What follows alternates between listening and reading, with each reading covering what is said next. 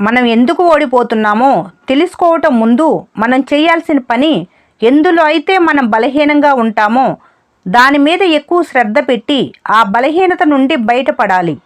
మీరు అనుకున్నది సాధించగలరు అన్న నమ్మకం మీకు మీరే కల్పించుకోండి. అదే మీకు పాజిటివ్ దృక్పథాన్ని పెంపొందిస్తుంది. జీవిత లక్ష్యం పట్ల సరైన సమయంలో సరైన నిర్ణయం ఏర్పరచుకోవాలి. లక్ష్య సాధనలో ఆటుపోట్లు తప్పవు, కాబట్టి ముందే సిద్ధంగా ఉండాలి. ప్రయత్నంలో లోపం ఉందని ఎవరైనా వేలెత్తి చూపితే అంగీకరించగలిగే ఔదార్యాన్ని పెంచుకోండి. మెదడుకు పదును పెట్టడం అంటే ఆలోచనను మదించటం. సమస్య పరిష్కారానికి ఇది అవసరం అవుతుంది. ఒక పని చేస్తున్నప్పుడు దానివల్ల మనకు సంతోషం కలగాలనో లేదా మనకున్న బాధ తొలగిపోవాలనో ఆశిస్తూ చేస్తాం. పాజిటివ్గా ఆలోచించేవారు ప్రతి కష్టంలోనూ ఒక అవకాశాన్ని చూస్తారు. నెగిటివ్గా ఆలోచించేవారు ప్రతి అవకాశంలోనూ ఒక కష్టాన్ని చూస్తారు. ఇతరుల విజయాలకు కారణాలేంటో విశ్లేషించి అనువైనవి అనిపిస్తే ఆ మార్గాలు అనుకరించటానికి ప్రయత్నించండి.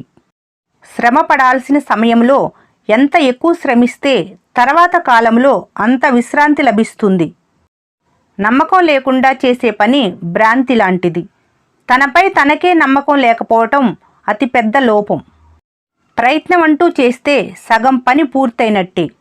ప్రయత్నం కొనసాగించే వాళ్లకు ఏదీ అసాధ్యం కాదు. అన్ని రకాల చెడులకు మూలం సోమరితనమే అన్నారు పెద్దలు. అది అక్షరాల నిజం. అదృష్టం, దురదృష్టం అని రెండూ లేవు. అలా ఉన్నాయని మనం భ్రమపడతాం అంతే.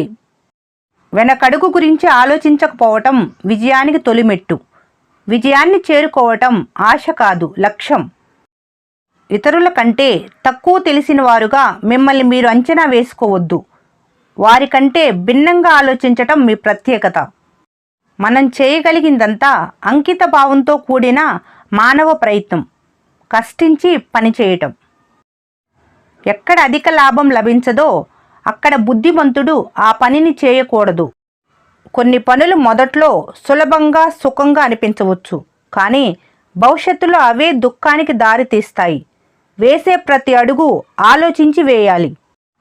సాధించి తీరాలన్న ఆలోచన ఉన్నవారినే విజయం వరిస్తుంది. నిరాశ, నిస్పృహల నుంచి విముక్తి కల్పించి విజయ భావన దిశగా పురికొలిపేవి ఆలోచనలే. ఇంటికి వచ్చిన అతిథి దుష్టుడైనా సజ్జనుడైనా అతడిని గౌరవించాలి. ఈ వీడియో మీకు నచ్చినట్లయితే మన స్నేహ ఛానల్ని లైక్ చేయండి, సబ్స్క్రైబ్ చేసుకోవడం మర్చిపోకండి. Thanks for watching.